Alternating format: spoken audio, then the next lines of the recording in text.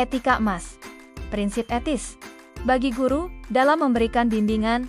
Bismillahirrohmanirrohim. Hai orang-orang yang beriman, janganlah kamu mengkhianati Allah dan Rasul, dan janganlah kamu mengkhianati amanat-amanat yang dipercayakan kepadamu, sedang kamu mengetahui. Assalamualaikum warahmatullahi wabarakatuh. Bapak dan Ibu guru yang mulia, setelah kita memahami peran dan perbedaannya dengan guru BK, kini kita akan membahas sebuah aspek yang menjadi fondasi utama dalam setiap interaksi bantuan, yaitu etika. Niat baik saja tidak cukup jika tidak dilandasi oleh prinsip-prinsip etis yang benar. Dalam memberikan bimbingan dasar kepada siswa, ada beberapa etika emas yang wajib kita pegang teguh. Mengapa?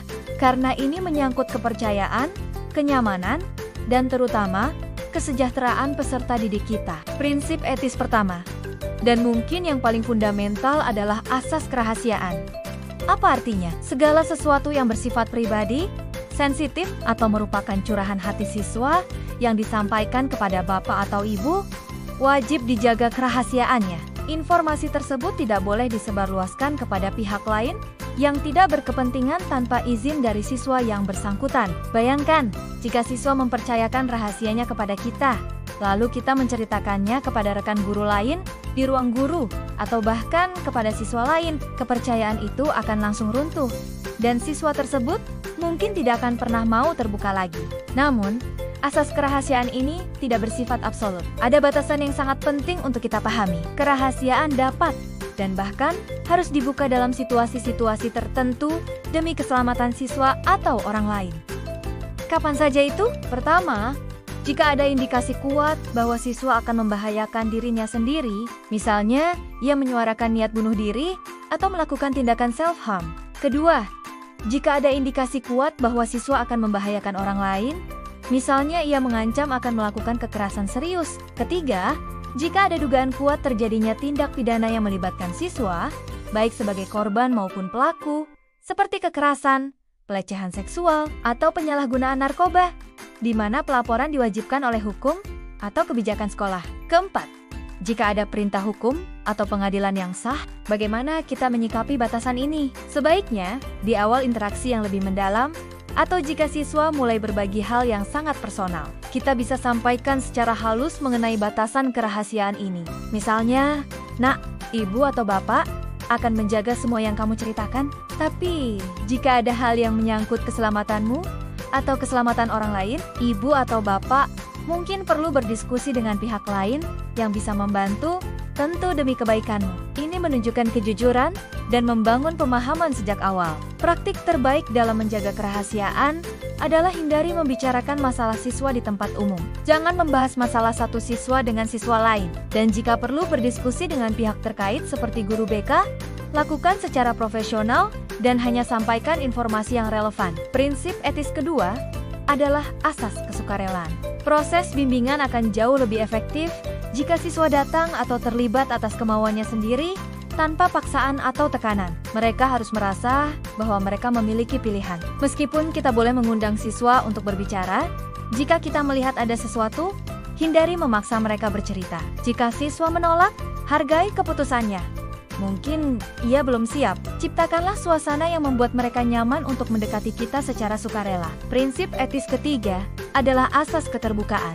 Baik guru maupun siswa diharapkan dapat bersikap terbuka. Siswa terbuka untuk menyampaikan masalahnya, dan guru terbuka untuk mendengarkan tanpa menghakimi. Keterbukaan ini akan tumbuh subur jika asas kerahasiaan dan kesukarelaan terjaga dengan baik. Sikap menerima dan empati dari guru akan sangat mendorong keterbukaan siswa. Prinsip etis keempat adalah asas kenormatifan. Ini berarti seluruh proses dan isi layanan bimbingan yang kita berikan tidak boleh bertentangan dengan nilai-nilai dan norma yang berlaku, baik itu norma agama, norma hukum, norma sosial, norma kesusilaan, maupun adat istiadat. Kita membimbing siswa untuk menjadi pribadi yang lebih baik dan dapat menyesuaikan diri secara positif dalam masyarakat. Hindari memberikan saran atau solusi yang justru melanggar norma-norma tersebut. Prinsip etis kelima, dan ini sangat penting, adalah menghindari judgement dan bias pribadi. Sebagai manusia, kita mungkin memiliki pandangan atau nilai pribadi.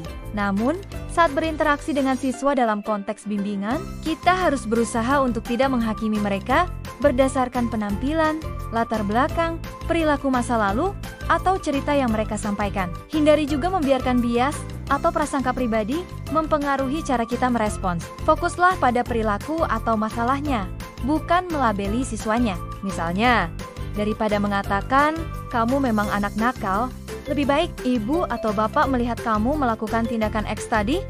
Mari kita bicarakan, mengapa itu terjadi? Sikap menghakimi akan menutup pintu komunikasi dan membuat siswa defensif. Selain 5 etika emas tadi, ada beberapa asas lain yang juga relevan, seperti asas kekinian, di mana bantuan difokuskan pada masalah yang dialami siswa saat ini. Lalu asas kemandirian, di mana tujuan akhir kita adalah membantu siswa menjadi mandiri dalam menyelesaikan masalahnya. Kita sebagai fasilitator, bukan pengambil alih masalah. Kemudian, asas keterpaduan, di mana layanan bimbingan kita sebaiknya terpadu dengan program sekolah dan layanan dari guru BK. Dan terakhir, asas keahlian dan alih tangan kasus, yang berarti kita memberikan bantuan sesuai batas kemampuan kita. Dan jika masalah di luar keahlian, kita wajib merujuk ke pihak yang lebih kompeten, Bapak dan Ibu guru yang budiman. Menjunjung tinggi etika dalam setiap interaksi bimbingan bukan hanya soal profesionalisme, tetapi juga soal amanah. Amanah untuk menjaga kepercayaan siswa, amanah untuk membantu mereka dengan cara yang benar, dan amanah untuk melindungi kesejahteraan mereka. Dengan memegang teguh etika emas ini, insya Allah, niat baik kita akan membuahkan hasil yang baik pula, dan kita dapat benar yang tidak hanya mengajar, mencerahkan jalan peserta didik kita. Semoga kita menjalankan amanah ini dengan sebaik-baiknya. Barakatuh.